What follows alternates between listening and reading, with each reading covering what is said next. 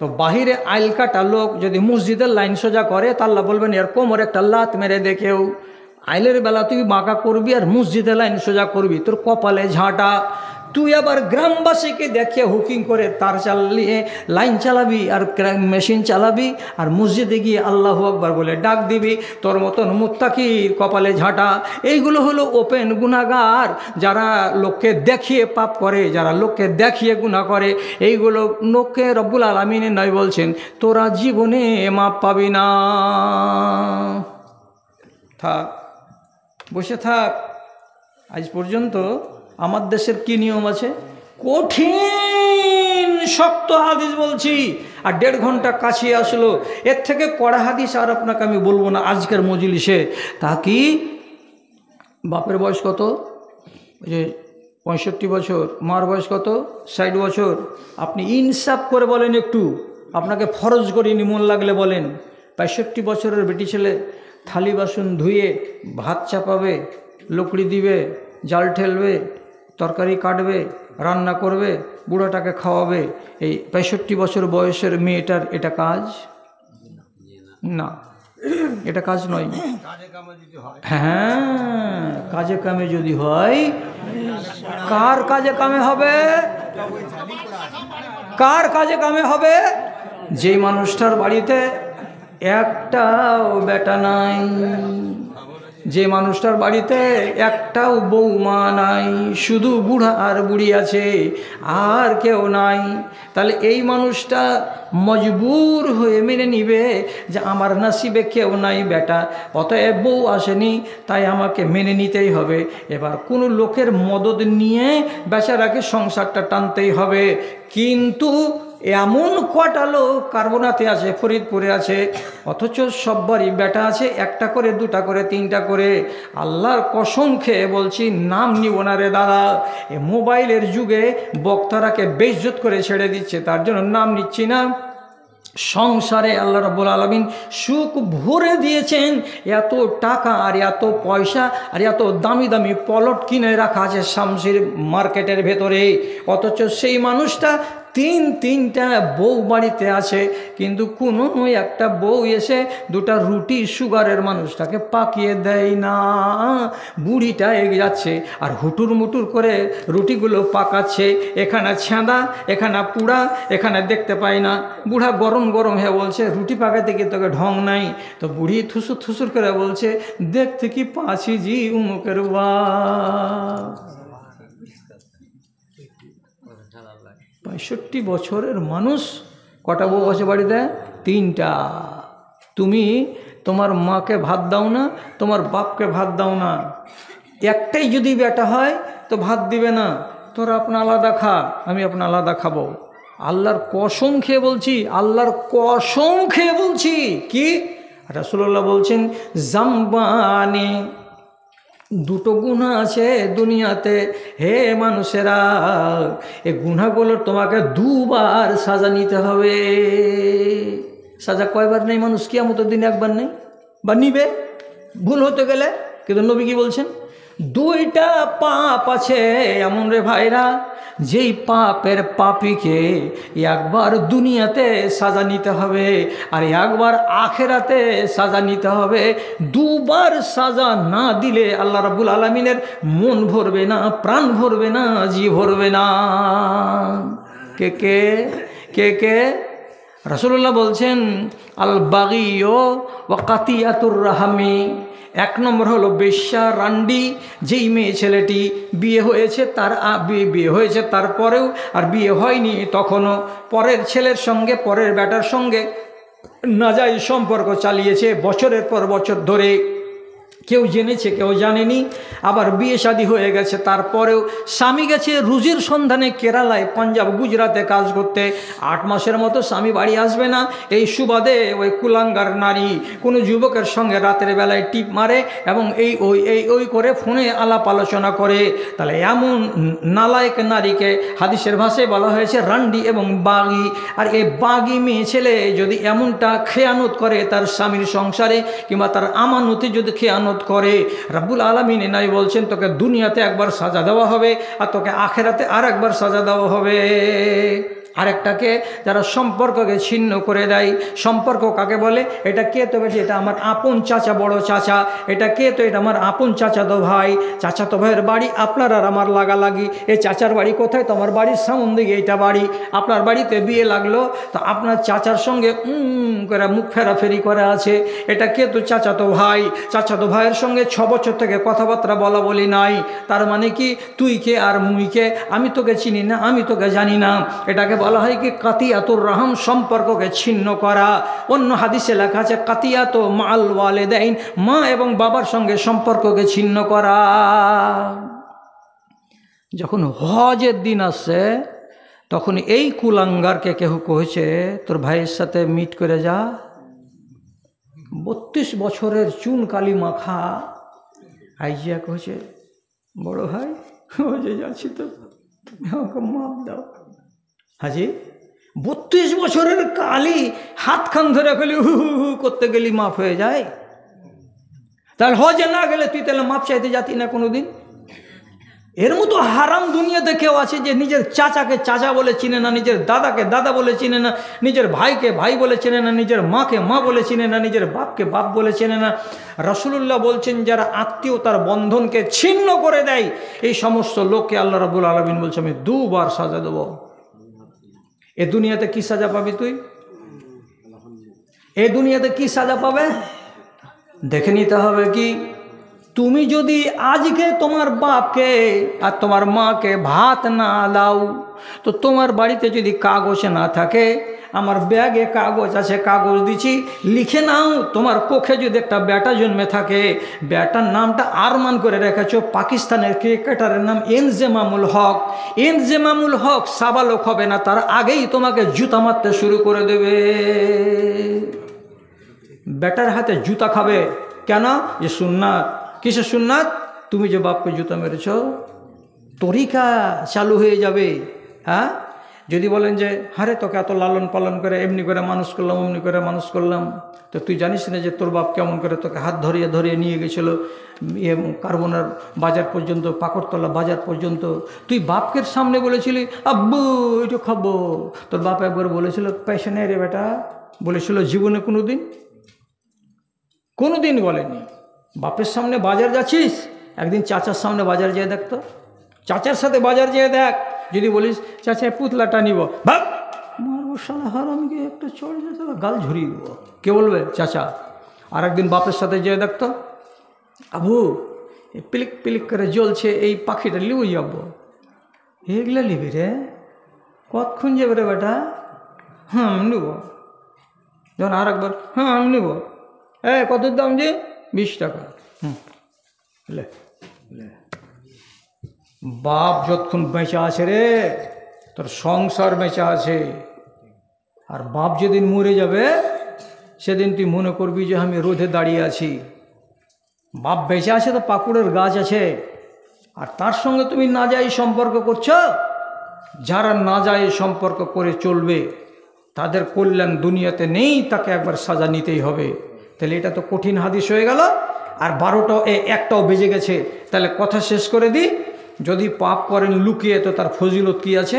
কিয়ামতের, এর শেষ হাদিস, কিয়ামতের দিন আল্লাহ রাব্বুল আলামিন বলছেন ইন্নাল্লাহা ইয়াজাউ ইয়াদাহু আলা রাসিহি।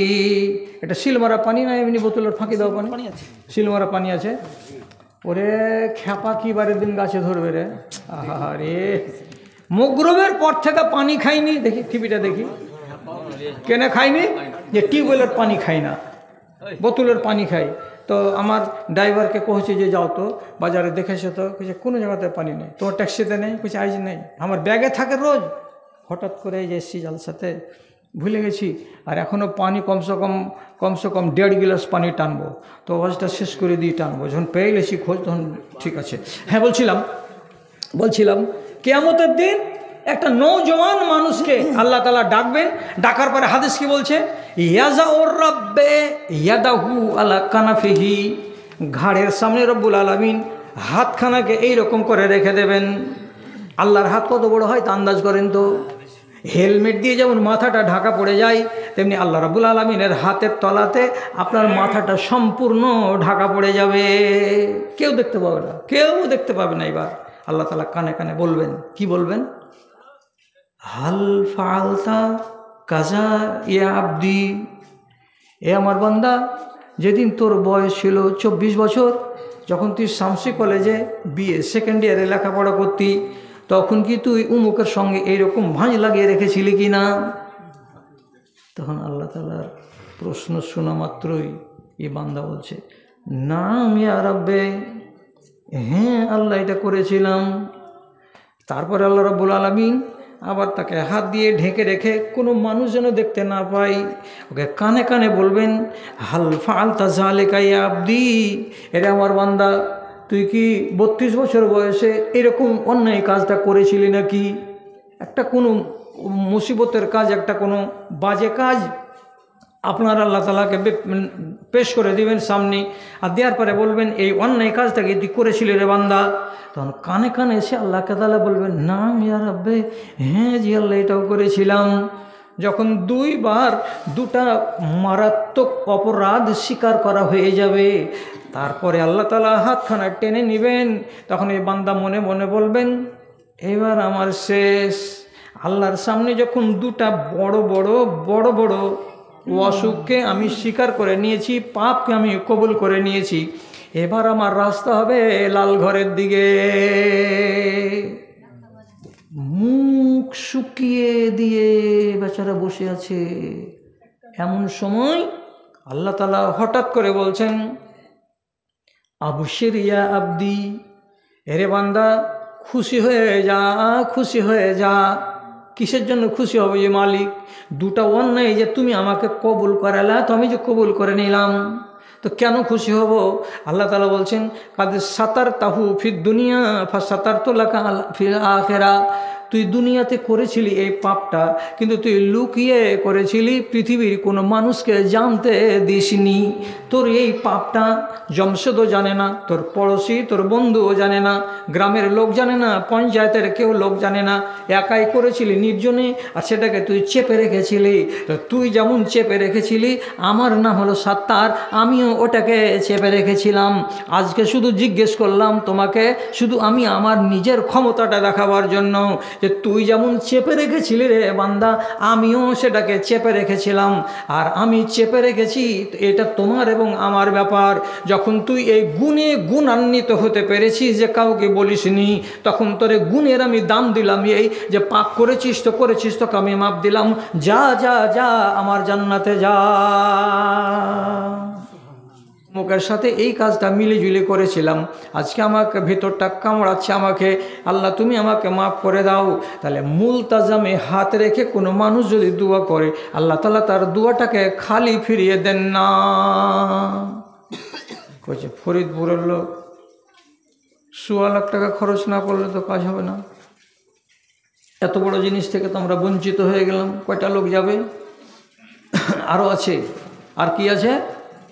যদি সাফা আর মারওয়া এই পাহাড়কে দৌড়াদৌড়ি করার পর 7 নম্বর চক্করের শেষে মারওয়া পাহাড়ের উপরে দাঁড়িয়ে যখন চক্কর 7টা শেষ হয়ে যাবে, তখন কাবার দিকে এই রকম করে মুখ করে দাঁড়িয়ে হাত তুলে তুলে দোয়া করতে হবে, কাঁদতে হবে, পরওয়ারদিগার, এই যে তোমার ঘর কাবা চোখের সামনে ভাসছে, তোমার তরিকা অনুযায়ী দৌড়ালাম, আর দৌড়াবার পরে তোমার কাবাকে সামনে রেখে দোয়া মাংছি, আল্লাহ তুমি আমার গুনাহ খাতাকে মাফ করে দাও।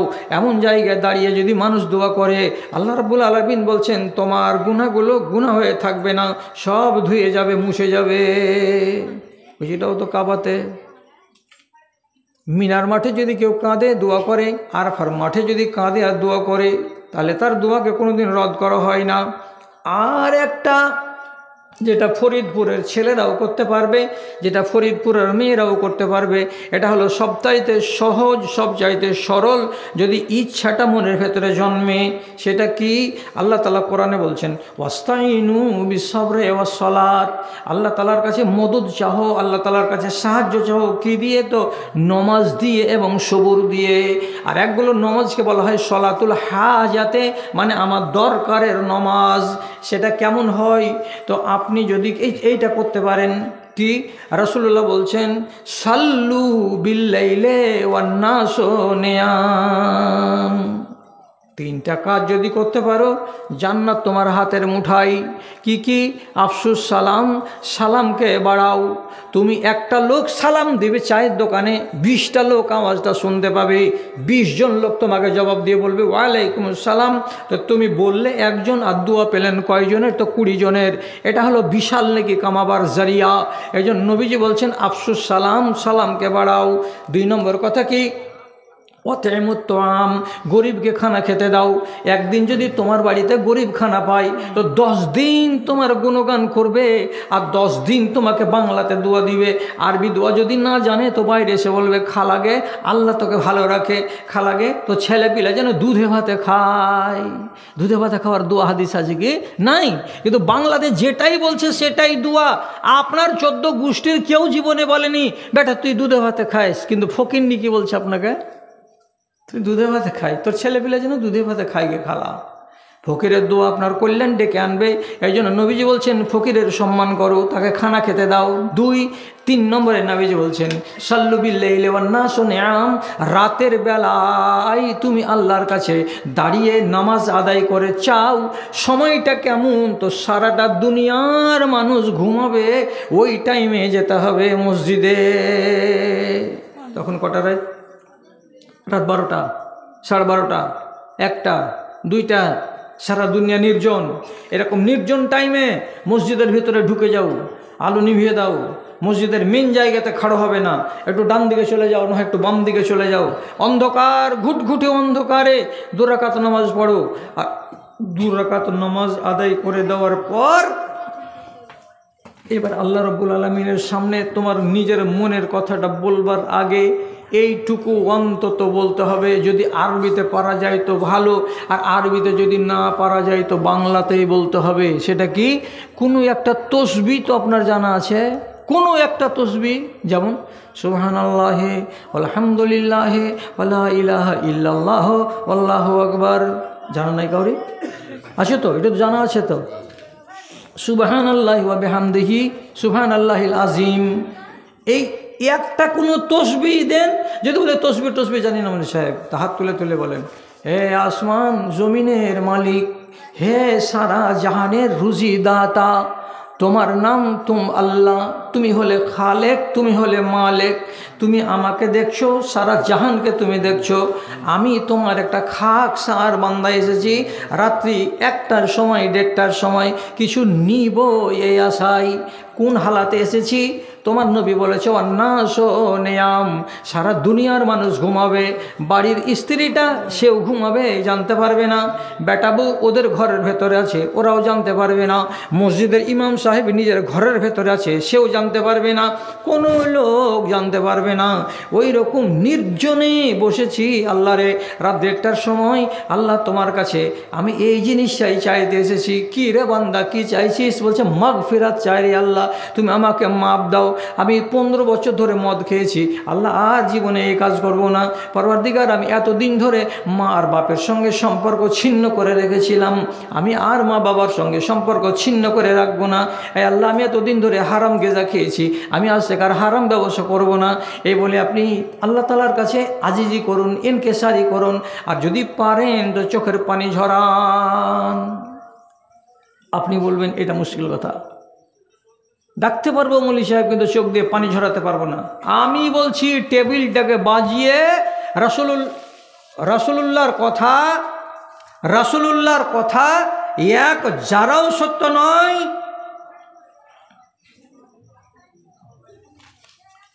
এক যারাও মিথ্যা নয়, সম্পূর্ণ সত্য, একটুও মিথ্যা হবে না রাসূলুল্লাহর কথা। কি আপনি মেনে নেন? চোখে পানি আনবে তো? যদি চোখে পানি না আসে তো আমাকে ফোন করে বলিয়েন। শামসিতে ফোন নাম্বার আছে, রবিউলের কাছে আছে। রবিউল আছে জি? রবিউল আছে? আচ্ছা আছে। তো কি করতে বলছি? রাসূলুল্লাহ শিখিয়ে দিয়ে বলছেন ফাইনলাম তাবকু ফাতাবাকু, যদি ক্রন্দন না আসে, চোখে যদি পানি না আসে, তো তাহলে তোমাকে ভান করে করে কাঁদতে হবে। ভান করে কান্না কেমন? বলছে মসজিদের কোনাতে বসে বসে বলবে। ভান করে কান্না কেমন করে কাঁদতে হয়? মুখে আওয়াজ হোক কান্নার মতন, চোখে পানি নেই। আল্লাহ জি আমি এরকম গুনাহ করেছি, আল্লাহ তুমি দেখেছো যে আল্লাহ, তুমি জানো আমি এ কাজ করেছি, তখন করার টাইমে খেয়াল ছিল না। পরবর্তীকার তুমি এগুলো দেখে শুনে আমাকে মাফ করো, এ আল্লাহ জীবনে এই কাজ করবো না। এই যে গলাগুলোকে ভেঙে ভেঙে ভেঙে ভেঙে কাঁদার ভান করে করে যে আপনি দোয়া করছেন, 1 মিনিট ভান করে করে কাজটা করেন, 2 মিনিট ভান করে করে কান্না করবেন, 3 মিনিটের বেলায় ওই আল্লাহর বান্দা কখন যে অরিজিনাল কান্না আপনার নকল কান্নার ভেতরে ঢুকে যাবে, আর চোখের কোনা দিয়ে যে 2 ফোঁটা মোটা মোটা পানি নেমে চলে আসবে। নবী করিম সাল্লাল্লাহু আলাইহি সাল্লাম বলছেন, মা মিন মুমিনিন ইয়াখরুজু মিন আইনাইহি দুমউন ওয়া ইন কানা মিসলু রাসি যুবাব। পৃথিবীর কোনো মানুষ যদি আমার ভয়ে কান্না করে আর তার চোখের কোনা দিয়ে যদি একটা বিন্দু পানি বেরোয়, কতখানি পানি? রাসূলুল্লাহ বলছেন মিসলো রাসি যুবাব, একটা মাছির মাথার সমপরিমাণ পানি। এবং সুম্মা সাব্বা আলা হুররি ওয়াজহি, গাল পর্যন্ত যদি নেমে চলে আসে, রাসূল করিম বলছেন হারামাল্লাহু আলাইহিন নার, মানুষটার যত আশা ছিল সব পূরণ হয়ে যাবে, জিন্দেগির মতো তাকে জাহান্নামের আগুন থেকে মুক্তি দান করা হবে।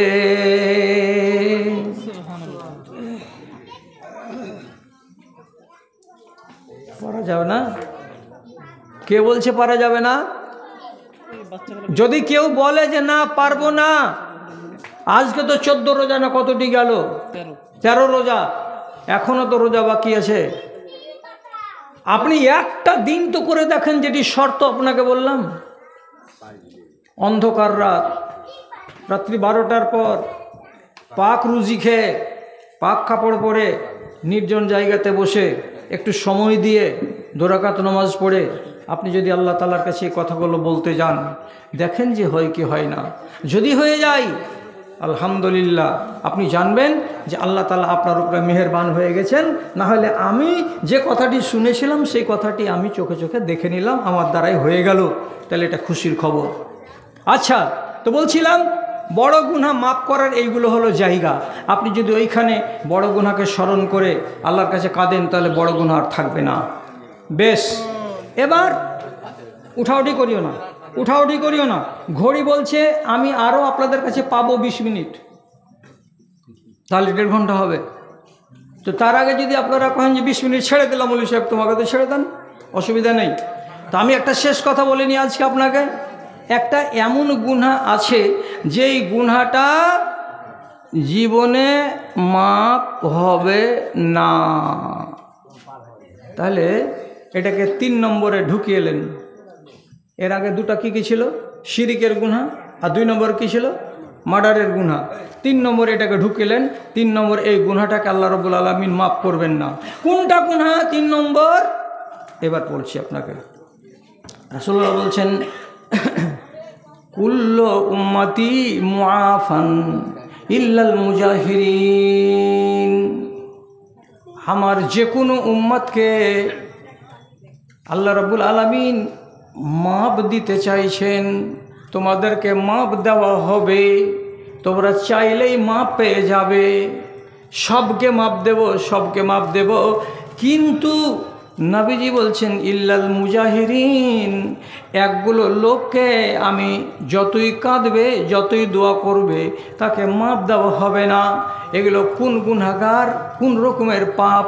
তো রাসূলুল্লাহ বলছেন মুজাহিরিন, ওইগুলো পাপ যেই পাপগুলো বান্দাটা রাতের বেলায় করে, আর দিনের বেলায় তার বন্ধু বান্ধবকে, গ্রামের মানুষকে গিয়ে শুনিয়ে বেড়ায়। রাতের বেলায় করলো নির্জনে পাপ, আর দিনের বেলায় শুনিয়ে দিল তার বন্ধুকে, আমি গত রাত্রে উমুকের আমের বাগানে উমুকের সঙ্গে এই রকমের কুসম্পর্ক করতে গেছিলাম, আমি তো করেছি রাতের অন্ধকারে। আর ওই গুনাহটা, ওই চর্চাটা কার কাছে করলাম? দিনের বেলায় বন্ধু বান্ধবের কাছে করলাম। এই লোকটাকে বলা হয় আরবি ভাষাতে মুজাহির। রাতের বেলায় পাপ করো আর দিনের বেলায় লোককে বলে বেড়াও, এইরকম মানুষকে রব্বুল আলামিন জীবনে মাপ দেবেন না। এর তর্জমাটা সোজা সোজা হলো এই, আপনার যে কোনো পাপ লুকিয়ে থাকবে, দুনিয়ার কোনো লোক জানতে পারবে না, তাহলে খেলাটা আসান। আসান করবেন চুরিয়ে, মাপ করতে যাবেন তবুও চুরিয়ে, আর করবেন কাউকে সাথে করে নিয়ে 2 জন 3 জন 4 জন মিলে, আর যাবেন মাপ চাইতে আপনি একাই। আপনি নিজে বলুন, মার্ডার কেসের আসামি 8টা, 7 জন এতে আছে, হাজতে আছে, আর একটা পালিয়ে বেড়াচ্ছে। যতদিন 8 নম্বর আসামি আত্মসমর্পণ না করবে ততদিন বাকি 7টা জামিন পাবে না। এটা কিসের নিয়ম? মার্ডার কেসের নিয়ম। ওই জন্য যার ঘে বেটারা থানা এতে থাকে, হাজতে থাকে, তারাই খুঁজে আনে ওই 8 নম্বর আসামিকে। আয় না, তুই না গেলে যে জামিনে মিলবে না বাকি ছেলেটির, তখন জোর করে ওকে কোনখান থেকে ধরে নিয়ে এসে আত্মসমর্পণ করায়। এবার আপনি বলেন, মদ খেতে গেলেন কয়জনে মিলে? তো 4 জনে মিলে 1 বোতল মদ 4 জনে মিলে বসে বসে খেয়েছেন, খুব মজা করেছেন, তাপালিং করেছেন। এখন কাঁদতে বসেছেন রমজান মাসে আপনি একাই। আল্লাহ তাআলা তো ওইখান থেকে হাঁক দিয়ে বলবে, রে মহবুল, আবুজার কয়, জমশেদকে ডাকিসনি, নুরুলকে ডাক, সবাই মিলে একসাথে আত্মসমর্পণ করবি, তাহলে তো কাজটা হবে। তুই একাই চলে আসলি, আর বাকি 4টা সাথী তোর কোথায় থেকে গেল? আচ্ছা আপনি নিজে বলুন, এটা সাহস করে বলুন তো, যে আপনি আজকে গেলেন রমজানের সুযোগ গ্রহণ করার জন্য মসজিদের ভেতরে কান্নাকাটি করতে, আল্লাহ আমার এই গুনাহ মাফ দাও, আর ওই টাইমে যদি বলে বাকি আসামি হাজির করো তারপরে মাফের কথা বলিও, আপনি কোনো একটা আসামিকে বলে দেখবেন তো, কাল রাতে ডেট করেছি রে ভাই, তোরা আইনে একসাথে সবাই মিলে কাঁদবো, তোকে যদি মাফ করার দরকার নাও থাকে তো আমার খুব দরকার, খালি হাজিরিটা দে আমার সাথে। আল্লাহ তাআলা বলছেন, পাপ করেছিস গাঁওয়ালাকে নিয়ে, আর মাপ করতে এসেছি একাই, ওদেরকে ডেকে নিয়ে আয়। আপনি আনতে পারবেন? কোনো মায়ের লাল আসবে না, উল্টা থাপ্পড় দিয়ে বলে, বাস শালা বেকুব কুণ্ঠকার, তুই নেই হেদায়েত হয়ে গেছিস, মুল্লা হয়ে গেছিস, মাওলানা হয়ে গেছিস, হারা এখন আরও তাফালিং করবো কিছুদিন, যাহাট এখান থেকে। আপনার মাপ হবে না। এই জন্য আল্লাহ তাআলার নবীর ফরমান, নবীজি আমাকে শেখাচ্ছেন কি, পাপ করবে তুমি, এটা তোমার চরিত্র, মাফ করবে আল্লাহ, এটা আল্লাহর চরিত্র। মুশকিল লাগছে শুনতে না? কথাটা সহজ। বান্দার কাজ হলো পাপ করা, আল্লাহর কাজ হলো মাফ করা। তুমি পাপ করো, তোমার কাজ, আল্লাহ তাআলা মাফ করবেন, এটা আল্লাহর কাজ। কি কোথায় পেলাম? রব্বুল আলামিন কোরআন মাজিদে যেখান সেখানে বলছেন, ইন্নাহু হুয়াল গাফুরুর রহিম, ইন্নাল্লাহ গাফুরুর রহিম, আল্লাহ অধিক মাফ করনেওয়ালা। বারবার বলছেন আমি ক্ষমা করি, আমি ক্ষমা করনেওয়ালা। এদিকে সববারই আল্লাহ তাআলা বলছেন আমি ক্ষমাকারী। আর আপনাকে কি বললাম, বান্দার কাজ হলো পাপ করা। আল্লাহ রাব্বুল আলামিনের নবী পরিষ্কার ভাষাতে বলছেন, কুল্লু বানি আদম খাত্তাউন, আদমের যত বেটা আছে, যত বেটি আছে, সবাই গুনাহ করে। কিন্তু রাসূলুল্লাহ বলছেন, খাইরুল খাত্তাইনা তাওয়াবুন, ওই মানুষগুলো ভালো, ওই গুনাহগারগুলো আমার নজরে ভালো। যারা গুনাহ করবে রবিবার, মাপ চাইবে সোমবার, যারা পাপ করবে সোমবার এবং মাপ চাইবে মঙ্গলবার, এই রকম বান্দাগুলো আমার নজরে বড্ড ভালো। অতএব কি কথাটা বললাম, হাদিস মূলে বললাম, কোরআনের আয়াত মূলে বললাম, আল্লাহর কাজ হলো মাপ করা, আর বান্দার কাজ হলো পাপ করা। তো কথাটা কি বলতে গেলাম, ভালো কোনটা হলো? এই বাবাজি যখন কথাটা বলেছেন, তো ভালো কোনটা হলো? ভালোটার কথা শুনেন, একদম ভালো কথা বলছি। মুসলিম শরীফের ভেতরে সহি হাদিস এসেছে, আর পাশে আগেকার সাইড আছে 3টা সভাপতি, আর পিছন দিকে আছে আরও অ্যাসিস্ট্যান্ট সভাপতি। মুসলিম শরীফের সহি হাদিস লেখা আছে, কি লেখা আছে?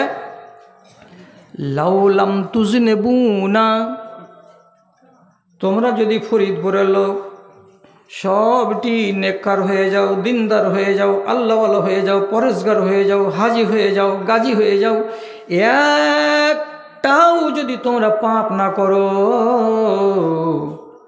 তো তোমরা মনে মনে ভাববে যে আমাদের মতো ভালো বান্দা আল্লাহর দুনিয়াতে একটাও নাই। কিন্তু আল্লাহ তাআলা কি বলছেন? এটা কথা ঠিক হলো না রে বান্দা।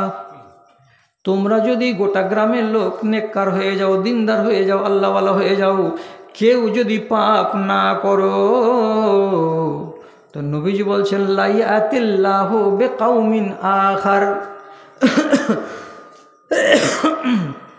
আল্লাহ তাআলা তোমাদেরকে এই জমিন থেকে হটিয়ে দিবেন, জমিন থেকে তোমাদেরকে তাড়িয়ে দেবেন কিংবা তোমাদেরকে নিশ্চিহ্ন করে দেবেন। আর দেওয়ার পরে কি করবেন, অন্য আর একগুলো লোককে এই ফরিদপুরের মাটিতে, এই কারবোনার মাটিতে জন্ম দিবেন। ও লোকগুলো কারা? ফায়াসুন আল্লাহ, ওরা আল্লাহ রাব্বুল আলামিনের নাফরমানি করবে। কেউ চুরি করবে, কেউ ডাকাতি করবে, কেউ বাপকে ভাত দেবে না, কেউ মাকে ভাত দেবে না, কেউ চাচার দিকে চোখ তুলে নজর দিয়ে তাকাতে যাবে না, জাফত্ব দেওয়া দূরের কথা, আসবি আয় না আসবি না এমন কথা বলবে। তো এইরকম যদি থাকে তো তাহলে এমন গুনাহগারগুলো একবার গুনাহ করবে, আর করার পরে হঠাৎ ওর মনে জেগে যাবে এর এক গুনাহ যে করেছি তো মাপ যে চাইতে হবে। তখন ওরা আবার আমার দরবারে আসবে, আসার পরে করবে কি, একদিন করবে পাপ আর আরেকদিন এরা মাপ চাইতে আসবে। তাহলে এই বান্দাটাই হলো আমার নজরে অত্যন্ত প্রিয়। ওদের চাইতে, কাদের চাইতে? যে যারা জীবনে কোনো দিন যাররা বরাবর পাপ করে না। তাহলে কেন বললেন আল্লাহ তাআলার নবী এই কথাটা? আমার চরিত্রের ভিতরে লেখা আছে যে আমি পাপ করব, আর এটাও আছে চরিত্রের ভেতরে যে আমাকে মাপ চাইতে হবে। যখন বান্দা মিয়াও মিয়াও করে, খাকসারি করে, তখন আল্লাহ রাব্বুল আলামিনের জালাল বেড়ে যায়। কি বেড়ে যায়? আল্লাহ রাব্বুল আলামিনের ভেতরে অহমিকা এবং আল্লাহর অহংকার বেড়ে যায়। কি বলে, দেখ আমি ওর অন্তরে যদি না আছি তাহলে আজ কিসের জন্য ভেড়ার মতন কাচুমুচু করছে। আমাকে যদি ও না চিনে যে আমি তার রব, তাহলে আজকে আসলে কেন আমার দরবারে? তাহলে আল্লাহ তাআলার মনটা ভরে যায় কখন? আপনি যখন ওর সামনে মাথা নত করে দিয়ে কাচুকুচু করে পড়ে যান, তখন ও এসেছিস আমার দরবারে, এসেছিস। তাহলে আল্লাহ তাআলা যে একজন মহান রব এবং তার সামনে যে আমাকে কাচুকুচু করতে হবে, এই কথাটা আল্লাহ তাআলা যে দেখবেন, তা আপনি কি দেখতে দিলেন? আপনি তো দেখতেই দিলেন না। কেন দেখতে দিলাম না? জিন্দগিতে সারাটা 60 বছরের ভিতরে একটাও যাররা বরাবর আমি পাপ করিনি। অতএব আমি আল্লাহর কাছে কোনো দিন এইরকম করে কাকুতি মিনতি করতে যাইনি। তাহলে আল্লাহ তাআলা বলছেন আমার জালালটা কিবারের দিন প্রকাশ পাবে, কার সামনে প্রকাশ পাবে? যারা ওই অন্যায় করে আর করার পরে আর একদিন পায়ের তলে পড়ে, এদেরকে দেখে আমার জালাল পয়দা হয়। সুতরাং আমার চরিত্র পাপ করা, আপনারও চরিত্র পাপ করা। আমি পাপ করি, পাপ করার পরে আল্লাহ রাব্বুল আলামিনের কাছে আমি মাপ চাইতে যাব, এটাই হলো ঠিক কথা। এবার বলছি, পাপ আপনি করবেন, কিন্তু কোনটা পাপ আল্লাহ তাআলা মাপ দিবেন না, যেটা আপনি লুকিয়ে পাপ করতে পারলেন না। আগেকার যুগের নিয়ম ছিল, মদ খেতে গেল এমন করে চুরিয়ে খেয়ে আসতো যে বাড়িওয়ালি ছাড়া দুনিয়ার কোনো একটা প্রাণী জানতে পারতো না যে এই লোকটা মদ খায়। কেউ যদি কাউরি বেটির সঙ্গে নাজায়েজ সম্পর্ক করে তো জীবনে ওরা দুজন ছাড়া 3 জন বান্দাও জানতে পারে না কি যে এই ছেলেটা এরকম নোংরা কাজ করে। কেন? যে পাপের চরিত্রটা হচ্ছে আড়ালে করা, লুকিয়ে করা, নির্জনে করা। আর জমানা কেমন হলো, এখন ওপেন করো, একদম খোলাখুলি করো। মদ খেয়ে নিচ্ছে সরজুল ব্রিজের কাছে কোন মদের দোকানে, আর দিয়ে টলতে টলতে টলতে টলতে চলে আসছে সারাটা গ্রাম। ওকে জানে না যে মদের ডোজ যদি 1.5 গিলাস হয়ে যায় তো আমার ভারসাম্য হারিয়ে যাবে। ও বেকুব জানে, আর জানার পরে ওই কার্বনা এই কার্বনা হাঁটতে হাঁটতে চলে আসছে, তাফালিং করতে করতে চলে আসছে। কেউ বাদ থাকলো আর পাপ দেখতে? কেউ বাদ থাকলো না। তাহলে এই লোকটাকে আরবিতে বলে মুজাহির, যে দেখিয়া পাপ করে, যে পাপকে পাপ বলে পাত্তা দেয় না। কি মানতে কষ্ট হবে আমার কথা, কিন্তু এই বুড়া গাছের ফল একটু বেশি মিষ্টি হয়। আপনাকে যে যতটি কথা এখন পর্যন্ত বলে আসছি, আমি আপনাকে একটা আমার জাল কথা আমি বলে আসিনি, সঠিক এবং সহি কথা আপনাকে বলছি। তা হলো এই যে দেখাতে দেখাতে চলে এলে এই একটা দেখা ওপেন পাপ। কারবোনার ফরিদপুরে কিন্তু এটা হয় না যেটা বলতে যাচ্ছি। তা কি ধান ঝাড়া মেশিনগুলোকে কি বলে, যে ক্রেশার কহে কি, ধান ঝাড়া মেশিন, ধান ঝাড়া মেশিন। কারেন্ট লাগবে তো, বলি তো হ্যাঁ তার চড়ে দে, হুকিং করে দে, মেশিন চলছে, 3টা লেবারে ধান ঝাড়ছে এতটি উঁচা করে রাইস ধান লাগিয়ে দিল, ঝেড়ে ঝুড়ে গলতে দেখলো। সর্দারজি আসরের টাইমে উজু করছে ওখানে বসে বসে, রে সলেমান আর কতক্ষণ লাগবে তোরা করে? এই চাচা আর 1-1.5 ঘন্টা লাগবে। 1-1.5 ঘন্টার সময় লাগবে, এটা হিসাব করছে কে? বাবাজি উজু করতে করতে মসজিদের সামনে। এটা কিন্তু বাবজি হিসাব করে না যে হের হের হের করে মেশিনটা চলছে, আর তারখান কোনখানে লাগা আছে, কোথায় লাগা আছে, তো হুকিং করা আছে। বাপের বাড়ির মিটারকে ফেলে দিয়ে সরকার হলো কাঠবাপ, কাঠবাপের তারে হুকিং করে দিয়ে তোমার মেশিন চলে। সারাটা গ্রামের লোক দেখতে পাচ্ছে হুকিং করা আছে, দেখতে পাচ্ছে। এটা হলো জানা শোনা গ্রামবাসীকে দেখানো পাপ। এই পাপটা যতবার করে তুমি অজু বানাও আর মসজিদে গিয়ে আল্লাহ আল্লাহ করো, সর্বময় কর্তা, আর সেই ক্ষমতাটাকে আপনি ট্রান্সফার করে দিলেন কার কাছে? তো একটা মানুষের কাছে, যে মানুষটার পরিচিতি হলো কি পীর বাবা, আর আছে কোথায়? তো কবরের তলায় শুয়ে মরে গেছে, হাড় হাড্ডি সব মাটিতে মিশে গেছে। তাকে আপনি গিয়ে বললেন বাবা ছেলে দাও, এটা হলো শিরক। আল্লাহ রাব্বুল আলামিন বলছেন শিরকের গুনাহ জানার পরে যদি তুমি মাপ চাও আর কাঁদো কাটো, বলছেন না, এটা জীবনে মাপ হবে না। হয়ে গেল। আরেকটা গুনাহ কোনটা? মার্ডার। মার্ডার কোনটাকে বলে?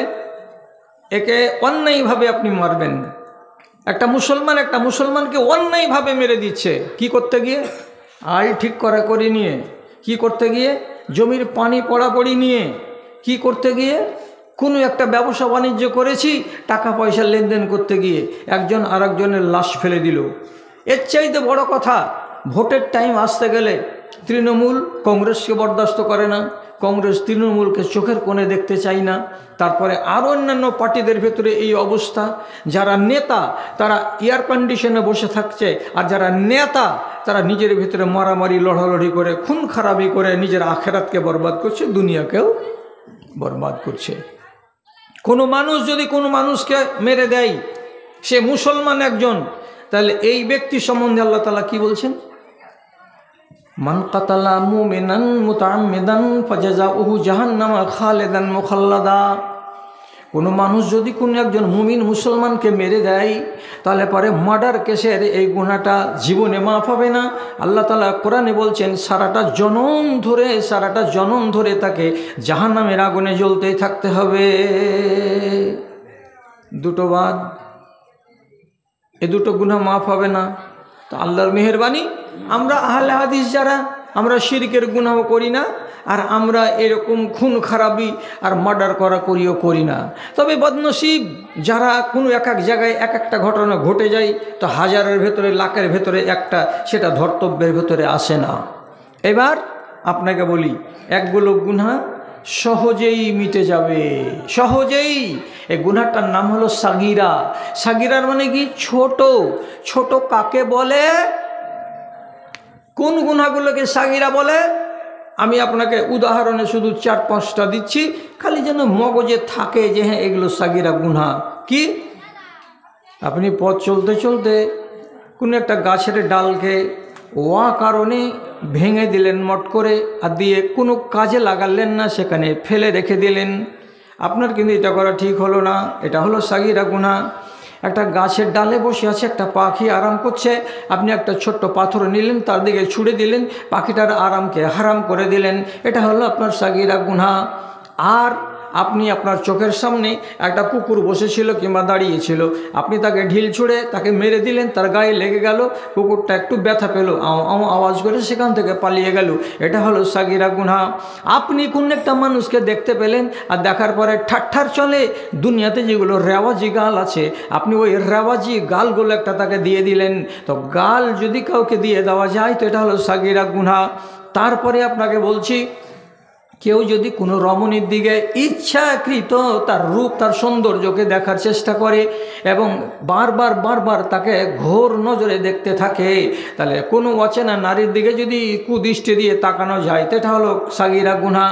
তারপরে কোনো মানুষ যদি জেনে শুনে কোনো রমণীর গায়ে হাত দেয়, অথবা কোনো রমণীকে সে যদি চুমু খেয়ে নেয়, তাহলে এইগুলো হলো সমস্ত সাগীরা গুনাহ। এই ছোট ছোট গুনাহগুলোকে আপনি ছোট বলে এড়িয়ে এড়িয়ে জীবনে যাবেন না। মাফ হবে, এটা মাফ হবে, তা আপনাকে মাফ করে নিতে হবে। আপনি বলবেন দূর, এই সমস্ত কথাতে কি আর কিছু আটকে, আর না কোনো ক্ষয়ক্ষতি হওয়ার সম্ভাবনা আছে, আপনি রেখে দিবেন, জমে জমে জমে জমে থেকে যাবে। আর এই সাগিরা গুনাহ, হালকা গুনাহ আপনার বরবাদি একদিন ডেকে নিয়ে আসবে। কেন? এমনি কথাতে আছে কি যে মানুষেরা ছোট জিনিসকে পাত্তা দেয় না, হালকা মনে করে, কিন্তু ছোট জিনিস যে কত সর্বনাশী এ কথাটা আপনাকে আমি কি দিয়ে বুঝাবো? বুঝাতে গেলে লম্বা করে কথা বলি না, ছোট করে কথা বলি। আপনি তো একটা চুহা, একটা ছোট ইঁদুর, যাকে আমরা হয়তো আমাদের দেশের ভাষাতে ঝুঙুরও বলি। এই সমস্ত ছোট ছোট ইঁদুর যেগুলো মাটিতে বাস করে, মাটি খুঁড়ে, কত বড় প্রাণীটা ভাই! সেই প্রাণীটা ৩,৫০০ গজ হাত লম্বা একটা বড় বাঘ ইয়ামান দেশের সাবা নগরীওয়ালা দিয়েছিল, আর তাতে ছিল সেচের পানি।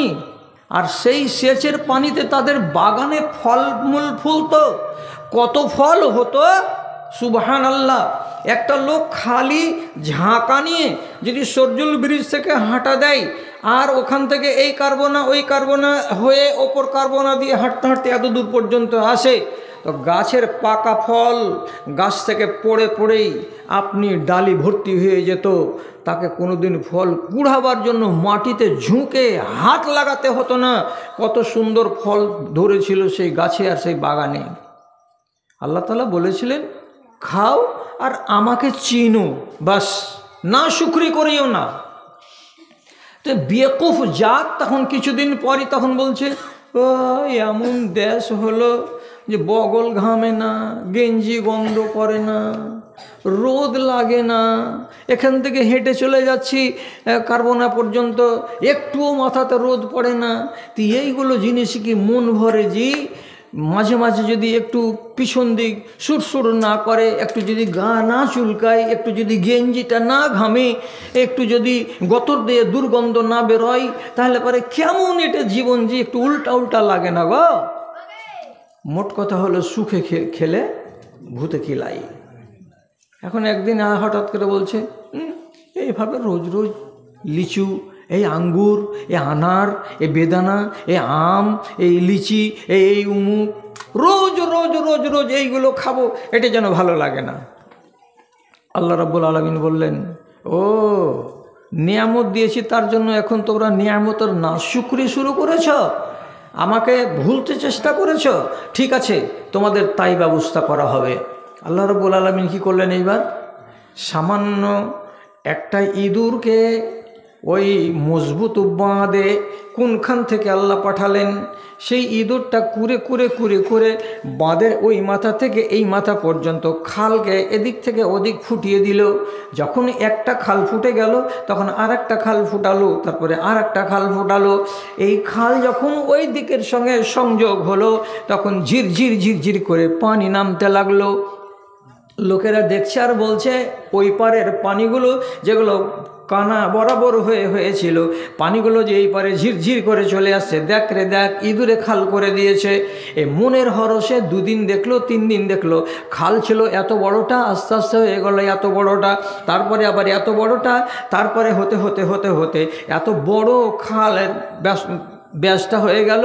সেখান দিয়ে পানি কেটে বের হতে হতে শেষের বেলায় কয়দিনের মাথাতে পুরো বাঁধটা তাহাসে নাশ হয়ে গেল। এপারের পানিগুলো সব এই এপারে চলে এলো।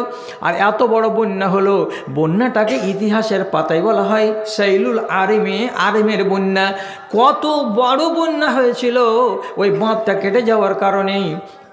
যে নবীজি বলছেন কাবার দেয়ালে দাগ লেগেছিল। কিসের? তো বন্যার পানির। পানি নেমে যেতে গেলে যেমন আমাদের দেশের দেয়ালগুলোতে দাগ লেগে থেকে যায়, তেমনি কাবার দেয়ালে দাগ লেগেছিল। যখন পানি নেমে গেল তখন নবীজি বললেন, এই দাগ কিসের? তো বন্যার। বন্যার নাম কি? তো আরেমের বন্যা।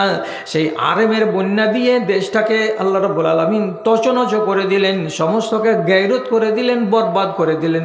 এটা লম্বা চওড়া কথা, কিন্তু বলতে চাইছি কি, সামান্য একটা চুহা, সামান্য একটা ইঁদুরে কত বড় সর্বনাশ করে দিল। কাজে আপনি ছোট গুনাহকে কোনোদিন ছোট বলে হেউ করতে যাবেন না। হুদহুদ পাখি চিনেন না? চিনেন না? তো চিনেন না তো কাঠঠোকরা চিনেন? চিনি। কত বড় ঠোঁটে সাহারের খিল ঢুকানো আছে, দেখেছেন না? আর দেখতে পাওয়া যায় না তো। কত বড় পাখিটা, ওকে ধরে যদি মাংস করা যায় তো আপনার এ আকারও জুটবে না। এতটুকু পাখিটা তো এতটুকু, কিন্তু কত বড় ঘটনা করে দিয়েছে। সূরা নামাল বাংলা কোরআন যদি কাউরি কাছে থাকে তো পড়বেন তো 20 নম্বর আয়াত, 20, 21, 22, 23, 24, 5 থেকে 7টা আয়াত পড়বেন। এমন আপনার ইমান তাজা হয়ে যাবে, মজা লাগবে পড়তেও। হযরত সুলাইমান আলাইহিসসালাতু ওয়াসসালাম পাখির হাজিরি নিতেন। একদিন হঠাৎ করে বলছে, মা লি লা আরাল হুদহুদা, কি ব্যাপার? কাককে দেখলাম, আর ফিঙাকে দেখলাম, সাত ভাইয়াকে দেখলাম, শকুনকে দেখলাম, হাড়গিলাকে দেখলাম, কিন্তু হুদহুদ পাখি কেন দেখি না? লোকেরা বলছে ও নিশ্চয়ই এদিক ওদিক চলে গেছে, আপনাকে মানে না বলে। তখন নবী সুলাইমান রাগ করে বলছে, আসতে দাও ওকে এমন আযাব দিব যে বাপের নাম ভুলে যাবে, অথবা তার ডানাগুলোকে কেচি দিয়ে কেটে দেব, যাতে ও বদমাশ আর উড়ে বেড়াতে না পারে। নাই কেন? আমার হাজিরির টাইমে নাই কেন? কোরআন বলছে, ফামাকাসা গায়রা বাইদিন ফাকালা আহাত্তু বিমা লাম তুহিত বিহি ওয়া জিতু মিন সাবাইন বিনাবাইন ইয়াকিন। নবী সুলাইমানের এই হাজিরি এবং ধমক দেওয়ার আধা ঘন্টার মাথাতেই চলে এসেছে হুদহুদ পাখি। তিরিক তিরিক তিরিক করে উঠতে উঠতে এসে কাছের ডালে বসে গেছে। নবী সুলাইমান কিছু বলবেন তার আগেই বলছেন, আমি বিশাল বড় একটা খবর নিয়ে এসেছি যে সম্বন্ধে আপনার নলেজে নাই। এরে কি খবর এনেছিস? বলছে, এখান থেকে প্যালেস্টাইনের মাটি থেকে উঠতে শুরু করেছিলাম, উঠতে উঠতে উঠতে উঠতে বিশ্রামহীন উড়ে চলে গেলাম। কোথায়? তো ইয়ামান দেশের সাবা নগরীতে গেলাম। সেখানে গিয়ে দেখেছি একটা আজব জিনিস। এই আজব জিনিসটাকে দেখে আপনাকে খবর দিতে এলাম, আপনি শুনেন তো তাজ্জব হয়ে যাবেন। নবী সুলাইমান মারার কথাটা একেবারে ভুলে গেলেন। কি দেখেছো বলো তো? তখন বলছে, আমি ওখানে দেখতে পেলাম ওখানকার লোকেরা একটা মেয়ে ছেলেকে সিংহাসনে বসিয়ে রেখেছে এবং ওরা ওকে সম্মান করছে, আর দেশের রাজা এবং প্রজা সবাই মিলে সূর্যের ইবাদত করছে। নবী সুলাইমান বলছেন, সুবহানাল্লাহ, একটা মেয়ে ছেলে সিংহাসনে বসে আছে, এটা কেমন করে হয়?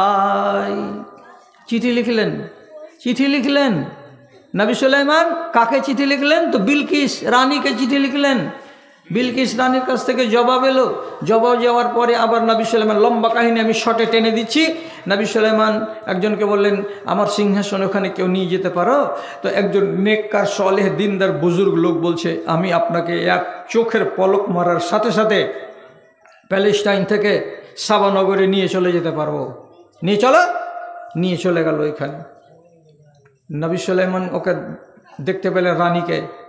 আগে থেকে অনেক কথা আছে, তো সেগুলো কথার শেষ হলো এই, নবী সুলাইমান সবটিকে বন্দি করে নিয়ে চলে আসলেন নিজ রাজপ্রাসাদে। আত্মসমর্পণ করলো কে? রানী বিলকিস। এবং সাক্ষ্য পাওয়া যাচ্ছে তাফসীরের সূত্র থেকে কি তিনি মুসলমানও হয়ে গেলেন, নবী সুলাইমানের উপরে ঈমানও আনলেন, এবং সে দেশের লোকেরা সবাই ঈমানও আনলো। এরা সূর্যের পূজারী ছিল। এবার আপনি বলুন, একটা রাজ সিংহাসনকে উলট পালট করে দেওয়া, একটা রানীর সিংহাসনকে ছিনিয়ে নেওয়া, এবং সেই দেশের জনগণকে সূর্যের পূজা থেকে ফিরিয়ে আল্লাহর ইবাদতে নিয়ে চলে আসা কার দ্বারা সম্ভব হয়েছে? একটা সামান্য ছোট পাখির দ্বারাই। ছোট পাখিটাকে আপনি ছোট বলে বেপাত্তা করে দিয়েন না। এই যে মাছি উড়ে বেড়াচ্ছে, হযরত সুলাইমান রাদিয়াল্লাহু তাআলা আনহু থেকে বর্ণিত মওকুফ হাদিস, তাতে লম্বা হাদিসের একটু বলছে শুধু। একটা লোক চলে যাচ্ছে এমন একটা সম্প্রদায়ের গ্রাম দিয়ে, ওখানে তাদের একটা বুতখানা আছে, মন্দির আছে। ওর সামন দিয়ে যখন চলে যাচ্ছিল তখন ওইখানকার কিছু ছেলে পিলে ওকে ধরে নিয়ে বলছে, কাদ্দেমলে আলেহাতেনা ওয়ালাউ যুবাবান। ও ভাই, তোমার নাম কি? বলছে আমার নাম নুরুল ইসলাম। কোথায় যাবে? যে আমি বাজার যাব। তো বলছে আমাদের খোদার সামন দিয়ে হেঁটে চলে যাবে, আর আমরা তার সামনে কত নজরানা দিয়ে রেখেছি। তুমি যদি খালি হাত চলে যাও তো আমাদের খোদার বেইজ্জতি করা হবে, এটা আমরা মানতে পারবো না। কিছু হয় তোমার দ্বারাই, যা হবে তাই আমাদের খোদাকে নজরানা দিয়ে যাও। যে কিছু নাই জি ভাই, টাকা জি কী দেবো জি? এরা প্রস্তাব দিয়ে বলছে কিচ্ছু যদি না থাকে তো একটা মাছি মেরে দাও। তখন এমনি করে উড়ন্ত মাছিগুলোকে থুপ করে একটা দিয়ে আদমরা মাছিকে এরকম করে ট্যাংটাকে ধরে আর কি খোদার সামনে এরকম করে রেখে দিল। এই নাও, কিছু নাই। তখন তোমরা বলছো তো এই মাছিটাই দিলাম, তোমাদের খোদার নামে উৎসর্গ করে দিলাম। মাছিটা দিয়ে দিল, চলে গেল। আর একটা লোক এলো, ওকে বলা হলো কিছু দাও।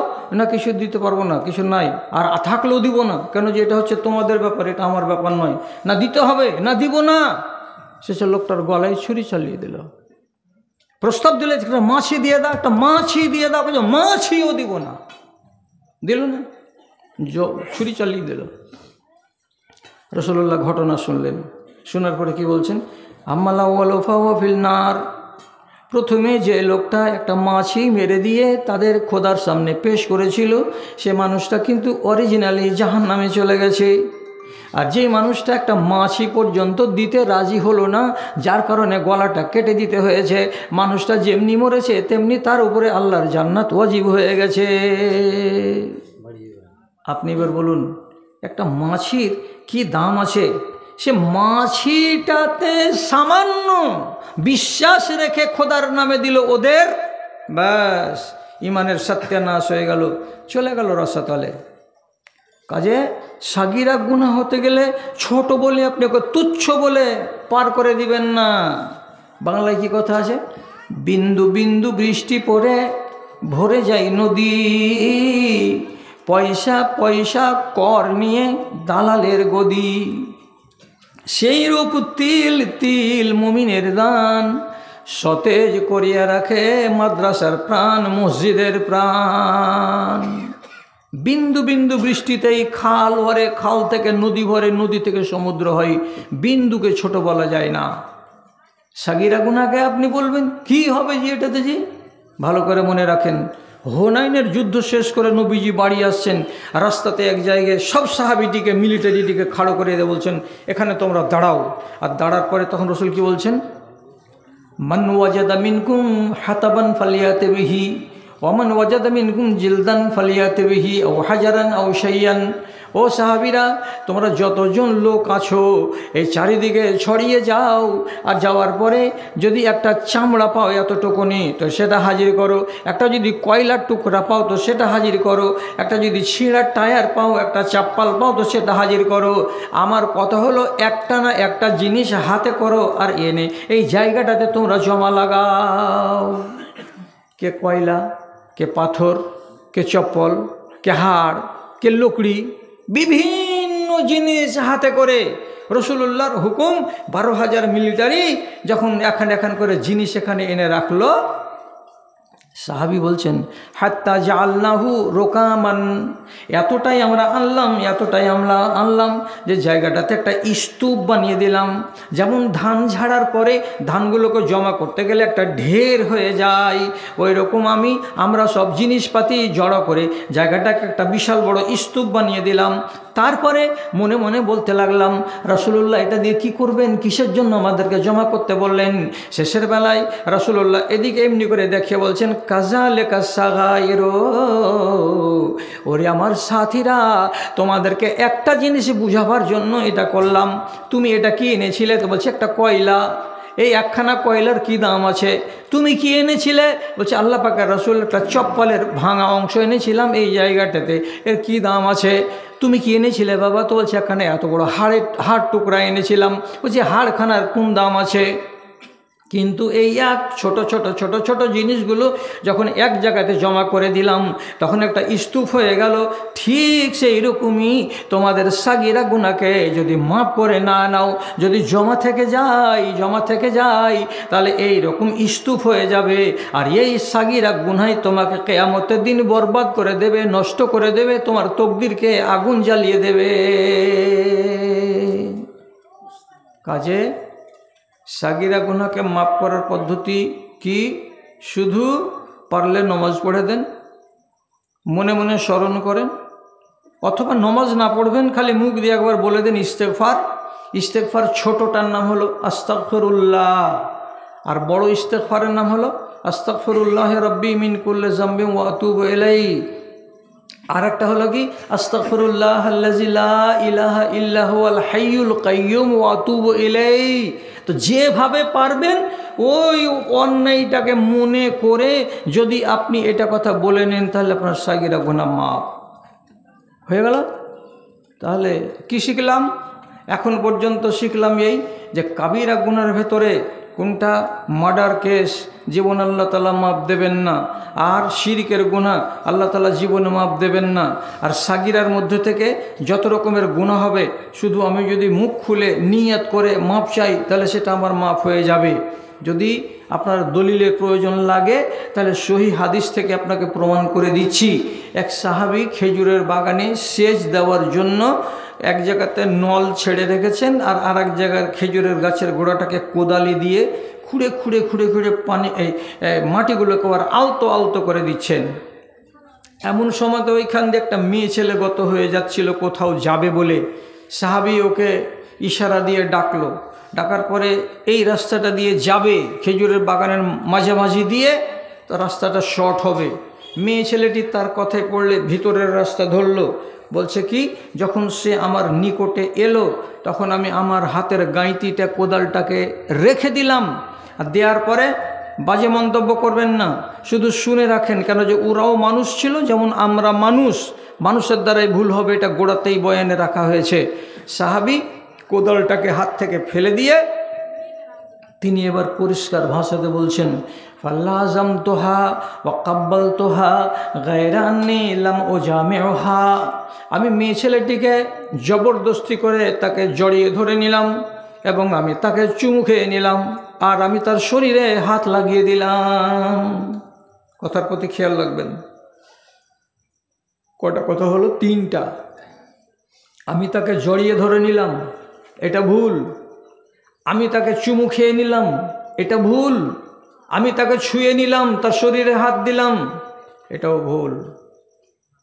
মেয়েটি চলে গেল। চলে যাওয়ার পর 10টার সময় ঘটনা ঘটল। 11:30টার সময়, 12টার সময় রাসূলুল্লাহর কাছে এসে বলছেন, আল্লাহ রসুল, ইরতাকাবতু যামবান ফাফআল বি মা শি'তা।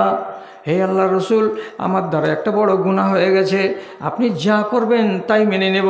মারলে মারতেও পারেন, কাটলে কাটতেও পারেন, সেটা আপনার ইচ্ছা। রাসূলুল্লাহ বলছেন, কি হয়েছে রে বাবা? তো বলছে, এই এই কাজ আমি করেছি।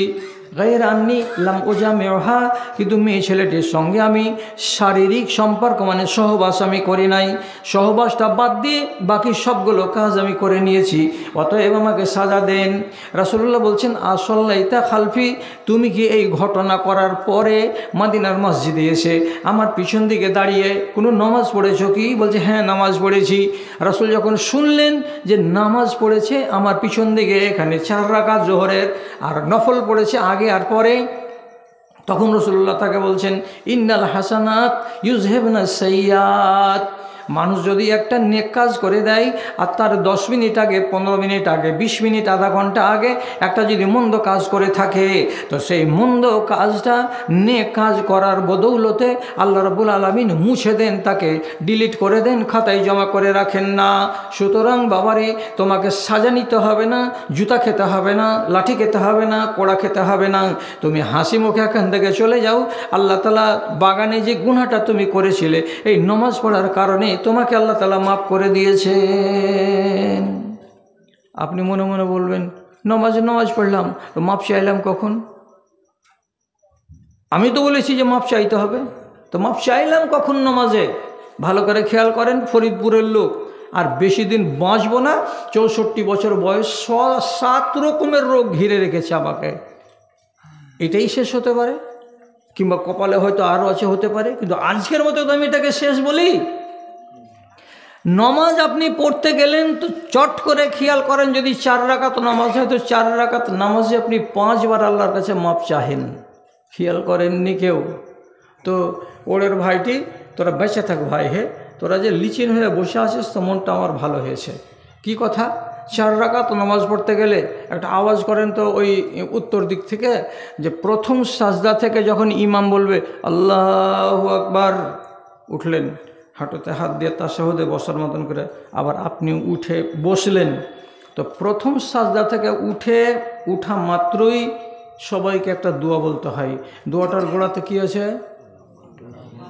আল্লাহুম মাগফিরলি। আছে 5টা কথা আছে, কয়টা মোট? 5টা, অন্যের বাড়িতে 7টা। তো 5টা কথার ভিতরে আল্লাহুম মাগফিরলি, এর মানে কি? আল্লাহ তুমি আমাকে মাপ দাও।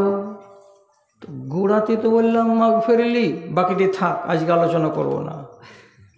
তো 4 রাকাতে আপনি কয়বার এই দোয়াটা পড়েন বলেন তো? 4 বার। 4 রাকাতে কয়বার বললাম? 4 বার বললাম আল্লাহুম্মা গফিরলি ওয়ারহামনি ওয়াহদিনি ওয়াফিনি ওয়ারযুকনি। আচ্ছা, 4 বার বলা হয়ে গেল। এবার শেষ তাশাহুদে বসে আত্তাহিয়াত পড়লেন, আল্লাহুম্মা সাল্লি আলা পড়লেন, তারপরে এবার দোয়া শুরু করেন। কোনটা বলতে হবে? উত্তর মাথা। আল্লাহুম্মা ইন্নী জালামতু নাফসি জুলুমান কাসীরান ওয়া লা ইয়াগফিরুয যুনুবা ইল্লা আনতা। তারপরে কি আছে? ফাগফিরলি মাগফিরাতাম মিন ইনদিকা ওয়ারহামনি ইন্নাকা আনতাল গফুরুর রহিম। মানে কি? ফাগফিরলি, আল্লাহ তুমি আমাকে মাফ করে দাও। টোটাল কয়বার হলো? 5 বার। যে মানুষটা নামাজে দাঁড়িয়ে চোখে পাওয়ার আছে তবু আল্লাহর কানুনকে কত করে মেনেছে, যে সুতরা ছাড়া ডানে বামে তাকাতে পাবে না, এত কড়া আইনকে আমি মেনে আছি, আমার জন্য দুনিয়ার সবই হালাল আছে, অথচ একটা সুপারির টুকরা মুখে দিয়ে নামাজ আমি দাঁড়াতে পাবো না। কেন? আল্লাহর আইন হলো তোমার জন্য তাকবীরে তাহরিমা হতে গেলে সব হারাম হয়ে যাবে। তাহলে এত বড় বাঁধনকে মেনে নিয়েছি, আমার হালাল জিনিসকে আমি 5 থেকে 7 মিনিটের জন্য হারাম করে রেখেছি, আমার মুখে কোনো দানা পানি দিই নাই। তারপরে এই 7 মিনিটের জন্য আমি প্রোটেক্টেড এলাকার মধ্যে আছি, আমার চোখে পাওয়ার থাকতে গেলেও ঘড়ির কাঁটা আমি দেখতে পাবো না, আমি ডান দিকে ইমামকে দেখতে পাবো না, আমার বাম দিকে লাইনটা পূর্ণ হলো কি হলো না আমি দেখতে পাবো না, আমার সূত্রা ছাড়া বাইরে আমার চোখ যাবে না, এত কড়া কানুনের মধ্যে আমি ঢুকে আছি, এর নাম হলো নামাজ। এরকম বন্ধনের ভিতরে থেকে আল্লাহর সামনে একটা মানুষ যদি 5 বার বলে আল্লাহ তুমি আমাকে মাপ দাও, আল্লাহ তুমি আমাকে মাপ দাও, আপনি বলেন তো কোন আল্লাহ আসমানে বাস করেন যে আপনাকে মাপ দেবে না? আল্লাহ তো বলছেন তুমি ডাকো, আমি তো তোমাকে মাপ দেওয়ার জন্য তো আছি। ডাকো তারে ডাকো, মনের কালি মুছে ফেলে দিয়ে নয়ন পাতায় আঁকো, সূর্য যখন নামিবে পাটে আধার আসবে চেয়ে, বিশ্বজগৎ অঘরে ঘুমাবে তুমি থাকবে চেয়ে, এমন আধারে নির্জনে বসে একবার তারে হাঁকো, ডাকো তারে ডাকো, মনের কালি মুছে ফেলে দিয়ে নয়ন পাতায় আঁকো, ডাকো তারে ডাকো। তাহলে মাফ হয়ে গেল সাগিরা গুনাহ, জমিয়ে আমি রাখবো না। আলহামদুলিল্লাহ। এবার আপনাকে তারপরে আরেকটা কথার দিকে আমি নিয়ে যাই, সেটা হলো এই যে কাবিরা গুনাহ নয়, গুনাহটা ছোটও হতে পারে কিংবা কাবিরা পর্যায়ের হতে পারে, কিন্তু শিরিক নয় আর মার্ডার নয়, তার নিচু পর্যায়ের এমন একটি গুনাহ আপনার দ্বারাই হচ্ছে, তো আল্লাহ তাআলা বলছেন মাফ করে দিব। কি কি করতে গেলে মাফ করব? এর জন্য আপনাকে একটু লকড়ি কাঠি বেশি পোড়াতে হবে। যেমন চুরি করা গুনাহ কাবিরা মাফ হয়ে যাবে, ব্যভিচার করার গুনাহ মাফ হয়ে যাবে, জাদু করার গুনাহ মাফ হয়ে যাবে, মা বাবাকে ভাত না দেওয়ার গুনাহ মাফ হয়ে যাবে, যুদ্ধ থেকে পালিয়ে চলে আসার গুনাহ মাফ হয়ে যাবে, কোনো মেয়ে ছেলেকে অপবাদ দেওয়ার গুনাহ মাফ হয়ে যাবে। কিন্তু যেহেতু কাবিরা গুনাহ এর জন্য আপনাকে লকড়ি কাঠি কিছু বেশি পোড়াতে হবে, বিশেষ গুরুত্ব সহকারে আপনাকে এর যত্ন নিয়ে আপনাকে মাপ চাইতে হবে, যেহেতু বড় গুনাহ। কি করব যে মৌলভী সাহেব, বড় যত্ন নিয়ে পারলে যেটা পারবেন সেটা আপনি করবেন, আর না পারলে আমার তো কিছু করেন নাই দাদা যান। কি এক নম্বর কথা বলছি, যদি পারেন কাবার কালো ঘরের পূর্ব দেয়ালে এতখানি উঁচাতে একটা চৌকাঠ বসানো আছে, সোনার চৌকাঠ, ছোট্ট জানালার মতো, দরজাও নয় জানালাও নয়, এই সোনার পাল্লাটা যে লাগানো আছে একে আরবিতে বলা হয় মুলতাজাম। এইখানে হাত রেখে দিয়ে নিচু দিকে মুখ করে আপনি যদি আল্লাহর কাছে দোয়া করতে পারেন আর কাঁদতে পারেন, পরওয়ারদিগার, যখন আমার বয়স 22 বছর ছিল তখন আমি এই জায়গাতে